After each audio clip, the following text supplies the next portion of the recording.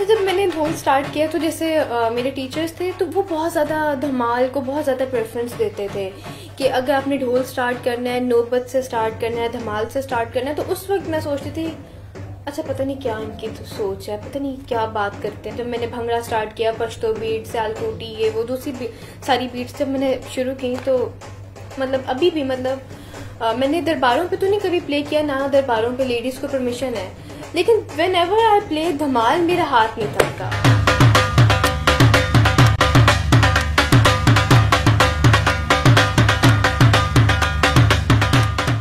जो रिश्मा को लेके तो मैं खैर बहुत ज़्यादा सेंसिटिव हूँ। ये शुरू से इसकी हर चीज़ अनोखी रही है।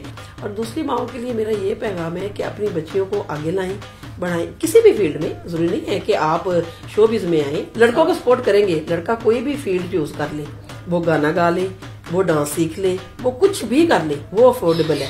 और बच्ची ने जरा मार्केट तक चली गई है, वो अफोर्ड नहीं करती। ये लड़कियां, ये मॉडल जितनी ये घरों से जो भाग के आ जाती हैं, वो क्यों भागती हैं कि पेरेंट्स उनका शौक होता है, शौक के लिए बच्चियां आगे आती हैं और माँ बाप सपोर्ट नहीं करते, वो फिर रुल जाती हैं।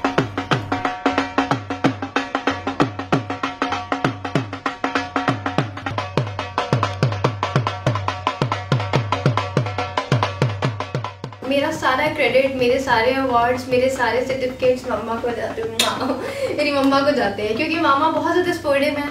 बल्कि मुझे मामा गाइड करती है, आज ट्यून सही नहीं बजे, क्योंकि लिसनर बहुत ज़्यादा स्ट्रांग होता है प्ले करने वाले से। अब तो मामा मेरी बहुत अच्छी लिसनर भी हो गई।